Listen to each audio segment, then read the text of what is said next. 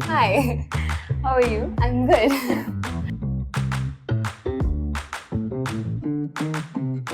So my name is Pari Bhandarkar and I'm a UI/UX designer currently working at Mellow Designs. And I'm Varshika Velraj, and I'm a junior graphic designer at Mellow Designs. So yeah, I think we're here today to have a conversation about our experience at Mellow as freshers and have a conversation about what we're looking forward to in the upcoming year. So, how long have you been working at Mellow? How has it been? So I joined Mellow this last year in August 2024, and it's so good that the fact that we both joined around Yeah. similar time. And so far, it has been a great experience. One of the reasons why I wanted to join Mellow was I remember just looking through the website and just being in awe of the culture here, the way people collaborate, just the whole vibe of the company was what really attracted to me the first time when I looked at it. And I'm so glad and I'm so happy to say that it is what it was shown. Like it actually lived up to the hype that was created. As for what I do on a day-to-day basis, my job as a junior UI/UX designer mostly includes designing interfaces and interactions that basically it is about understanding and focusing on the goals and needs of our users, our clients, and then creating those enjoyable, usable experiences for them. So it's in the form of a digital product. So anything, it could be like a website, an app, or even a piece of software. So yeah, that's just what my day usually looks around like. Tell me about yours. That's so interesting because we joined at the same time, Yeah. exactly August 2024. Yes. But I feel like we've had pretty different experiences in terms of what we work on at Mellow because you're a UI/UX designer, whereas I'm graphic designer. Yeah. And my day-to-day mainly looks more of like doing branding for different clients across different industries and also learning a lot about branding especially because I'm a fresher and haven't really had a lot of experience seeing how a holistic branding process would look like. And I think that's a great thing that I got to see from the beginning till the end how the process looks and how much thought and energy that goes into creating what a brand looks like. And it's nice to know that I could play a part of that for any brand that is out there that has come to Mellow. And so, yeah, it's been a pretty good experience so far. And if I'm not wrong, you're self-taught, right? Yes. I don't have any kind of formal education in design. So yeah, I mean, and you have a proper. I believe you have. Yes, I did do my UG in communication design. Okay. So I have had definitely a formal education in design, as you could call it, and not just in graphic design or a visual medium, but also across different mediums of communication, whether it be video, sound, or digital platforms, all of it. Especially knowing that you're self-taught and knowing that currently the industry, there's a lot of people that are entering the industry as self-taught designers. Do you think your approach to work or the challenges you face in your day-to-day life at a studio like Mellow differs from someone like say me who has actually had a formal education in design? I'm sure you would have seen a lot of people. Yeah, I think being here now at Mellow and being a self-taught designer, I would say that I don't really have the most traditional design processes that I follow. So for me personally, my journey has been a lot of like trial and error basis, I would say. It would every time when I remember when I got into this field and I started learning it on my own, it was a lot of experimentation. So exploring tools, seeing which works best for me or not, figuring out which design approach is going to help in what scenario. These are all the things that I never really had any kind of exposure to before. Neither I had any source that I could always like go for. So that was, I think, something that I learned on my own.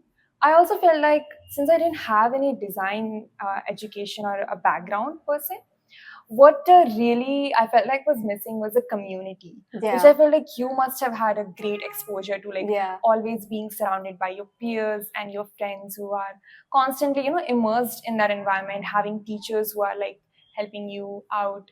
Definitely. I think that could have been like really just, it helps you get that, those theories and principles and all, like you're actually getting to apply them in real life. Yeah, because I feel like the best part about being in a design college, or having that sort of an exposure before entering the industry, is that most of your learning comes from pure learning, because there's only so much a faculty would probably be able to impart their knowledge to you too. And I feel like, especially for me, I had a lot of people around me that was very, they had a very different way of thinking when compared to mine. And so far I had only access to my brain. And when I went to college, being surrounded by such people, it was it was nice to know. And yeah, so like you said, the community, being surrounded by a community like that definitely helped. Yeah. And I think it has shaped the way I approach design, I approach my work on a day-to-day basis, for sure. So yeah, I think, now I can truly relate to it, because since I never really had that environment, right? But being at Mellow is helping me in ways, because every day you get to constantly talk and collaborate with like graphic designers, like motion designers, copywriters, UX designers, developers. I think now is what I'm finally getting to like explore and like experience a percentage of that, maybe what kind of I missed. So it's been, I can see now that it's so great to have that, and not just sitting in your room designing alone and being stuck in problems. Definitely. So, yeah. I think especially because Mellow has like 4 different sections, and all of them completely it's a very collaborative process. Yes. And as Rohit always says, you have to pass the ball. And it actually does reflect when you see the end product. And yeah, I think it's definitely a good point that you brought up. Yeah. So I was wondering, as someone that does UX research, my knowledge of UX is that it's a very objective field, because user experience, you're always optimizing whatever digital platform you're working on for the best user experience possible. So obviously it has to be a very objective understanding, objective reflection of what it's going to be. So there's a lot of, do you have any sort of sites, or how do you reference when you work on something like UX or UI? What are some platforms that you use? What do you think? I think for me, most of my processes have always started with like solid research, like just understanding what the brief is, what the client is exactly even looking for, understanding if whether what they're asking for is really what they even require or not. Those are the questions that I've always started my process with. And especially like in the whole user experience, user research side of the things, I don't really have like solid references that I look forward to. It's just basically me analyzing and going through my set processes of, doing primary or secondary research based on the requirements, competitor analysis, understanding the needs, pain points. Those are the steps that I usually take. But I do use, whenever like after the research part is done and we are stepping into the design process, that is when I do have my like certain set of references that I want, that I always go for the UI side, of course. So I think for me, honestly, I always like to curate like my own collection of websites whenever I come across one. So any whimsical, any just fun, maybe let's say I saw a fun animation loader, or maybe a footer that was just really something out of the box. I like to curate my own collection and just create bookmarks of all those websites. But for me, the go-to sources would be websites like Awards, Pinterest, of course, Behance, Dribbble, and there is also this website called Unsection, I believe, where you can like look for any particular section that you want to target. I think those are just some of the ones that I always go first to. But I do feel like as a UI designer, of course, when I'm in the process of designing and not in the process of research, references just make it so much more easier, because it's just so difficult when you're like sitting in front of your laptop with like a blank white desktop wireframe and wondering, okay, what now? Where do I start? Even with like having a wireframe, it still feels too overwhelming. Yeah. So I think in those because the options are endless. Yeah, you just don't know, okay, what color, what font, where do I go? So in those moments, these references are what just really come to aid. But I'm really curious in knowing about like what are the places that you look for inspiration? Because I believe like as a graphic designer, it's all about the visuals and all. Like how do you bring it out? And there's like endless sources of inspiration. So how do you like kind of just narrow it down? How do you always end up like finding the ones that you know are going to work the best in that situation? I think Pinterest is every designer's best friend at this point, because I haven't seen any, you know how there's always people saying, oh, Pinterest is so outdated, you have to find a different website, there's a lot of recommendations floating everywhere, but I don't think anything comes close to the amount of flexibility and versatility Pinterest has, especially because in today's world where every social media platform is very algorithm based and it's all personalized to you, and I feel like Pinterest is probably the only website which is good that it's not personalized to you, because you set aside your own biases. You're able to do that on Pinterest and sort of look past what you like and what is actually possible in terms of what you can do. So mood boarding, you know what I actually also love about Pinterest is that even though what you said, the point about personalization, but you also get your own curated feed, right? Exactly. So it's like you kind of get a best of both world kind of situation with it. Perfectly put. So it's like you have your personalized thing as well, but if you're looking for something very specific, then you can also like get yourself apart, get yourself out of that and then still have it. Exactly. Yeah, let's continue. So like I was saying, so mood boarding on Pinterest has definitely been the easiest way to approach what vision you're looking at exactly, because you're not going to get it in just like one or two images or references. You're going to have to create a whole library that you can pull out and pick apart and then pick specific elements that you like and then put them back together. I think, like I said, nothing has come close to what Pinterest has been helpful as. It's so versatile. Like you can have so many things done at the one place. Exactly. So I think, at least for me, Pinterest has always been my go-to resource. Besides that, of course, you'd be curious to know what other studios have done, how they have approached a similar client, a similar brand, and see, sort of like take inspiration from there as well. I think that also always helps, because it's nice to know what other professionals are doing, and it's good to know that you're also aligning with the same vision. So I would say looking at different case studies from other studios as well as Pinterest and similar mood boarding websites always helps the best.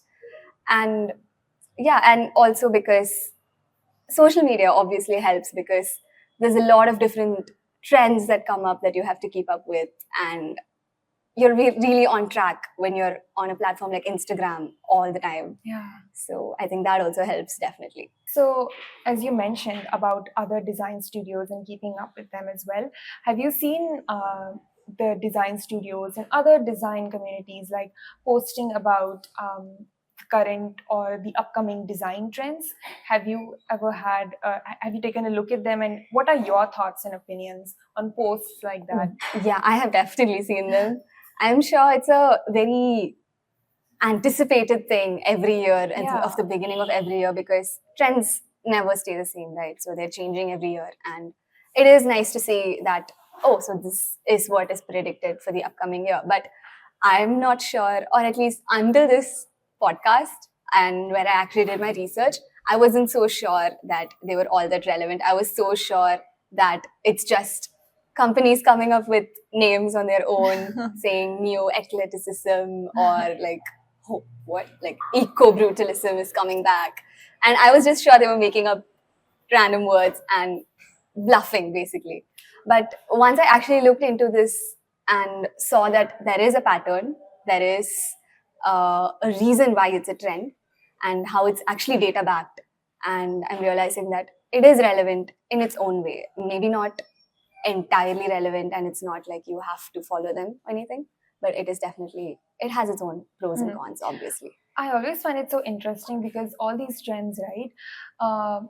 Most of the time in our day-to-day lives as a designer, we don't really get to experiment with these trends because it's like we're designing not for ourselves, but for our users and our clients, right? Yeah. And it's not possible that every time we are able to kind of inculcate those whimsical trends into something like, let's say, a more serious brand, right? So I just always find it, yeah, it's interesting. Also, I wanted to ask, like, for you as a graphic designer, are you the kind of person who's like, whenever you're designing, are you the person who follows these trends, who tries to keep up with these trends, or you like to focus more on your own personal craft and on your own personal journey while designing? What is your approach? I think as someone that is very into, who is trying to get into proper branding and, trying to learn the entire aspect of that, at the end of the day, it's what is best for the brand. And if a fleeting trend is what is best for it, then so be it. But most likely or not, it's always going to be something that actually stands the test of time. So incorporating something that's trending just because it's trending so that it captures the audience, but for a very short time and it gets outdated very quickly, it's not a very wise practice, is my opinion. So as someone when I'm working on a client project, of course, I don't think I would be someone that would opt for a trending design per se, but look for something that best matches the client's vision for the brand and what we think would look and would represent the brand the best. But when it comes to something such as marketing on the side of the brand, that is a very different topic, because marketing a brand is something that you have to stay relevant for, because the current audience Just so many ways that you can, like exactly editing style, audio, any trending audio that you have, exactly any line. I just pick anything trends these days, honestly. Anything trends, exactly. So you have to keep up with them so that your audience, because your audience are in, they are updated, and if you're not catching up with your audience, you're missing your audience. So when it comes to a marketing sector, you have to keep up with the trends so that your brand will stay relevant. But you can always change your marketing, but you cannot change your branding all the time. So I feel like this is where the trends actually matter when it comes to a social media platform, when it comes to a digital medium. But when it comes to the test of time, I don't think graphic design trends or any sort of visual design trends even matter at all. So that is what I think it is. It's so interesting because even in UI and in UX, I feel like in UI you can always like try to borrow out some of the visual design trends that are going, but with the UX it's like you can't just use a layout that has been trending these days, like let's say some kind of layout for a navigation bar which is trending. You can't just follow it out because it doesn't really make sense if it's not in any ways helping the user. It's not making the experience better. Than what even is the point of having that? I mean, the UX is literally just all around making sure that the task that the user wants to do is being able to achieve. And so it's exactly. I was very curious about this because do you remember these old sites from like 2010, 2012? Like even if you take Google or like Apple Music or whatever, they had a very different layout compared to what it is now. To me, for someone that does not really, know the ins and outs of UI UX, to me, nowadays all the sites look the same. Like if you take any website from any industry, I feel like it's a very similar functionality wise, even minimalistic, white space. Exactly. You have those, right? Yeah, it's just straight to the point. But I feel like maybe like 15 years ago, websites had a lot more personality than what they do now, and they were very distinct from each other. So do you think aesthetics were compromised in for functionality, or is it better that all the websites are functional nowadays? That's such an interesting question because both of these points are actually, I would say, are pretty much valid. Because if you see the websites today, right, the reason why there was like this shift from more websites that had a lot of personality to something that's more simpler and compact is because ultimately they wanted to make sure that the more the number of people got on the internet, the more people started using these websites, the more accessible it needed to be. The R became important about the accessibility, right? So it just ended up it ended up happening so that the visuals were compromised in some ways or the other. But again, what I'm seeing a shift now is how the brands are trying to inculcate their personality without sacrificing on the usability of their products. So yeah, I guess, but yes, I would say that the effect of making the things more accessible have definitely impacted somewhere on the aesthetics of it. But I honestly, I'm a UX designer. I'm a firm believer that if it's usable, if it's able to achieve, if the product is able to achieve what it's meant to, then I feel like a little bit on the aesthetics it's fine. But obviously, nowadays you see all these amazing designers out there just bringing in their personality while also making sure that the product is great. So that's nice. That actually makes a lot of sense, because now that you're saying how nowadays there's a shift in how people are bringing back a little bit of personality, I feel like even logo rebranding is a very trending thing right now, especially after a lot of logos have rebranded. Big companies have rebranded, like Burger King went back to their old logo. Baskin and Robbins also had a modern take on their older logo with a callback to what they usually had. Pepsi had a rebrand. Similarly, Jaguar had a very controversial rebrand.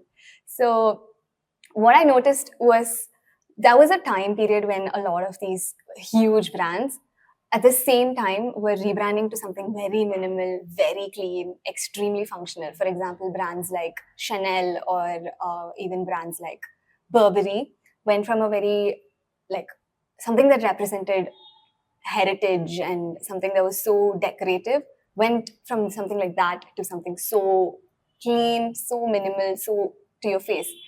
And I feel like they sort of sacrificed a little bit of what their personality was, what they stood for at the same time. But now I'm seeing a resurgence of these brands sort of going back to their older, more decorative version, but again, spinning a little bit of modern twist to it. Yeah. So it's really interesting how we both started our colleges around the same time, but unfortunately it was like at the COVID time and all. But it's really interesting how, despite like working and studying in an online environment, if for me, honestly, I'm from an engineering background, but it still ended up like happening anyways. Like the world didn't stop and all. But I'm really curious is in how in a college, in a design college like yours, how was collaboration like back in those days during the COVID? It was a nightmare. It did not work. No, but COVID, I think it was a very disadvantage thing for me to start college during COVID, because it's something that collaboration is, I think everyone is aware now, it's a lot more difficult online than it is offline. And I had a lot of difficulty adapting to that, adapting to learning through such a platform, and adapting to connect with people digitally. I think that was a very difficult thing to start off your formal UG education online. Not a great experience. But now that you bring up COVID, I think I have a very interesting fact that I learned from this podcast that I listened to previously, where they were talking about how pre and post COVID, people have a very different way of consuming and representing media. And what I learned, so this person is a fashion researcher, and I feel like her whole thesis was as relevant as it was to fashion as it is to design, because she goes on to say about how COVID was an era of suppression, right? Where we were all forced to be quarantined. We were forced into boxes, and we didn't really have our usual modes of expression. And we were forced to express ourselves through online. And that's an era where online and digital platforms literally boomed. They exponentially grew in terms of scale and size. And because we were so suppressed physically and within our confinements, post-COVID, we had an era of expressiveness where people could not wait to show off and they're different, whatever they wanted to show off. And before COVID, there was an era of minimalism, I think. Yeah. Post, the early 2000s, where it was an era of a lot of bright colors. There was Y2K, there was the whole bling thing going on. And then it sort of subdued and it went to a very minimal, very functional, very clean sort of visual language. and then COVID hit, and then right after COVID, you could see that there was like a explosion of expression across every media you consume, whether it be Instagram, whether it be graphic design trends. Even I feel like even websites, like how we were saying, how people Yeah. are going back to a sense of bringing in their personality. I think that became a very important thing to people to show off and to express themselves. And this is very clearly reflected in all these graphic design trends we were talking about. So I went through all of Adobe's lists of 2025 trends, 2024. I went back in years. I went back 10 years. And you could see a very clear shift right after 2021. And up until 2021, there was a very, like I was saying, it was minimal, it was clean, it was functional. 2021 hit, and then we went back to referencing the 90s, the 70s, the 80s, which was an era of color, personality. There was a lot of patterns, and it was just very vibrant, very playful. And we sort of went back to that, and we keep referencing that over and over and over again. And now that we have Gen AI, which is a new thing right now, and everyone's so excited for it. And I think it's a great thing that we have gotten back to a more colorful, more bright and expressive side, because I could not take any more of minimalism. I am anti-minimalism entirely. So yeah, I wanted to bring that up because I thought it was very such an interesting point. Even recently only I was checking out this article about the upcoming trends for design trends for 2025, and literally every single point that they mentioned was either about the AI thing or if they had the names of the trends that they are predicting to come back, they're always like very bright, very maximalistic, like very bold. Those are the things that I did not see one section of it which was about minimalism and just playing it safe, simple colors and all. That thing, I guess, is just not happening. It's dead for good, in my opinion. But yeah, I think Gen AI is the next thing. Yeah. Of course, it's been on the rise for about 2 years now. And I think people have been like very supportive of it too. Exactly. In our workplace, and also in many workplaces, they're becoming like pro AI. They are supporting the use of AI tools in like designing to research to everything. How does it help in your workflow? Does it actually I think it's influence? Definitely like really helpful in repetitive tasks, the tasks that are like super time consuming. I remember I used it the most. So in a recent project, it was interviewing someone, and just to like collecting all of that information and assimilating in a proper way, which could have taken hours of my time. It just gets so much more easier with AI. So I would say in those places, AI definitely helps. But since in the research part especially, AI, I'm not sure exactly how it's still like the most trustable source, because there's just still in the primary research, of course, these are the places where you really need to like get in and get the insights from the users, and also AI could actually cause more damage to the findings and insights than do good. But I also see it AI in the graphic designs and just the visual design side of it. How do you like try to incorporate, if you do?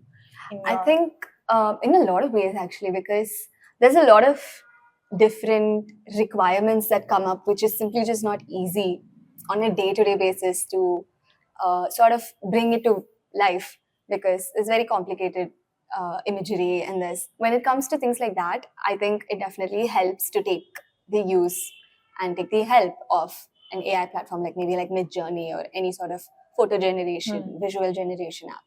But even in terms of using ChatGPT or any other Gen AI chatbot to ask about, to sort of help, same when it comes to research, sort of concise it or to elaborate on it, or even like how we were talking about biases previously, I think it helps us confront our own biases, and also helps us expand our horizon in terms of what we are looking at, what we could be looking at. I think in that way, it's 100% very helpful. And it's something that I'm definitely excited for, how it's going to be developing in the next upcoming future. But at the same time, it's also something that worries me, because it's very fastly replacing, I would say, human energy. And it's, at the end of the day, Gen AI is generating off of existing content. Exactly. And especially when it comes to visual languages and like graphics generation, I think it's a mix and match of a lot of different people's work. And I'm not too sure how ethical it is in a way, but it is helpful. So I'm not sure how to balance those sides of morals, you could say, when it Yeah. comes to using Gen AI. Yes. So I think that's something that I'm definitely. It's just also like it's getting so ingrained in our day-to-day life. Like there are Exactly. these filters, right? Like there's a social media filter where you click a picture and it turns you into an anime or like Yeah. a Studio Ghibli character kind of thing. And then I went in the comment sections and people were like, "Oh, stop using these. They take the work from the artists who don't get paid enough." And Yeah. like there's just so many ethical complications of it that we don't even realize and we're completely unaware of. Like, Exactly. it's about to give birth to a whole new set of problems that never really existed before. Definitely. I don't think we're very focused on the pros right now. I'm not sure how many people are looking at the cons, because there are a lot of pros. Yes. And it is very, very helpful, very much needed on a day-to-day basis at this point when you used correctly. But at the same time, it has its own cons, and I'm not sure if people are ready to face it and Yes. sort of have an open conversation about it, especially in a workplace in India. I feel I think it's a very pro AI generation. Yes, it's just trend. it has given people so much of power these days. Like there are people who think that, oh, I don't need to like pay, I don't need to hire a logo designer or something when I have like plethora of AI tools that can give me and help me achieve exactly that for free Yeah. of cost. So it's like if more and more people adapt it, which is great, it's making them more self-sufficient in their needs. But at the same time, it's also like producing content that's gonna end up being extremely repetitive. And Exactly. There's very less scope for innovation when it Yes. comes to, because it's using up what is Yeah, already it's just- existing. So it's the best at what it is for. So what other things what are some things that you're excited for the upcoming 2025? I'm sure you would have seen a list of things that are, projected for 2025. Yeah, okay. So the two things that I really personally really like, okay, so one is the grainy effect thing. I know it's not exactly the newest thing. It has been there. 2024, I you think would it have saw a seen. resurgence post-COVID 2024, 2023. Yeah, but I think for me, honestly, I really love those grainy textured vignette effects that you usually see. I've seen this in a lot of like graphic design, visual design posters. Those are the ones that always catch my eyes. And also, one thing that I'm really seeing is how nowadays the color combinations that are going are like people are not playing it safe anymore. The most random colors that you can imagine that you would probably never use are the ones that designers are using, and they're actually making it work. Like they really are trying to incorporate it into brands and all, which I think is such a great strategy because first of all, it's not repetitive to the eyes, and it's just creating and helping the brand stand apart from the other competitors. Those are the two things that I really love when a brand or any company is able to like properly implement. It's always fun to see that. Yeah, I was just going to mention that because I think color is such an underutilized aspect of design. I think a lot of people have been playing it safe and going back to something so simple and clean. But I think it's time. And I think it's been going on for a while. I think it's nice to see that a lot of people have realized the same thing and started implementing a lot more fun, a lot more energetic colors, I would say, into the brands. And it definitely helps enhance the personality of the brand and keep it more memorable, and definitely helps it stand out, I would say. So I think that's something that I'm definitely looking forward to in the upcoming year. So yeah. Other than your work life, what's on your bucket list for this year? Other than the work life? Hmm. Probably to travel more, honestly.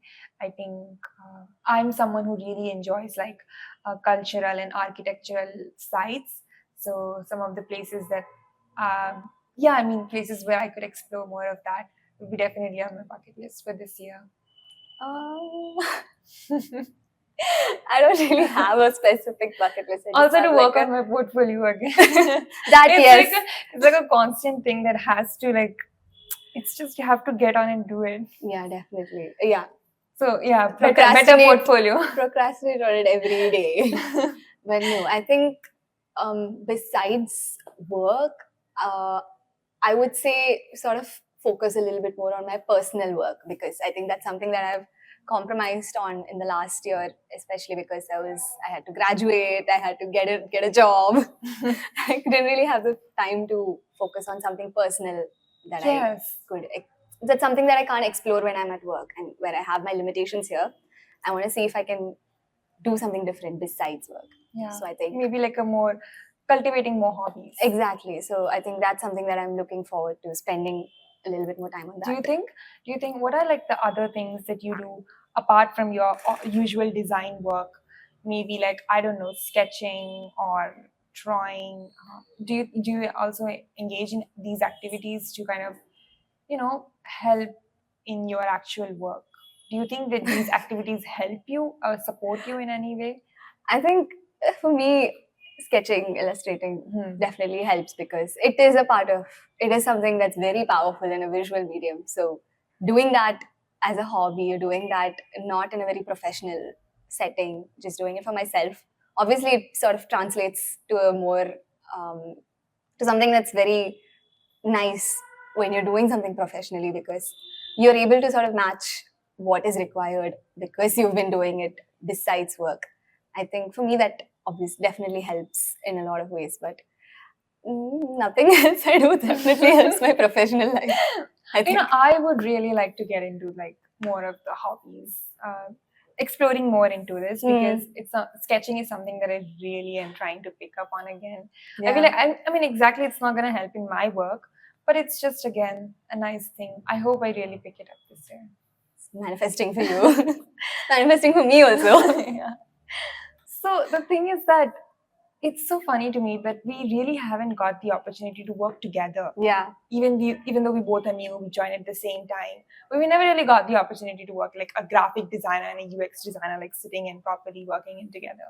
So I just want to have a question, since we never got that opportunity. I'm really curious, as in like, how do graphic designers can like contribute to the UX and UI field, but without like just doing it for the sake of decorating the interface or it coming off as just helping it in the visual side of it, but just like maybe what other ways do you think the graphic designer and the UX designers I think there's like a general perception that functionality exists in UI UX, whereas graphic design is not maybe as functional. It does not maybe have to be as functional as like a UI UX would require it to be.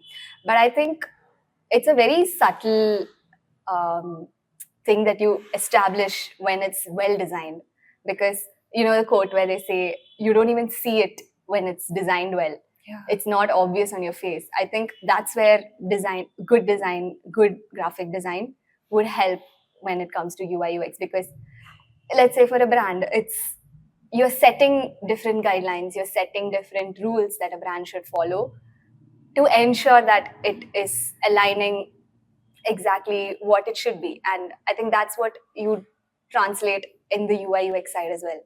So yes, it is sort of just decorating the feed, but it is done in such a way that you don't see it as just decoration, because at the end of the day, it does serve purpose, and it just enhances.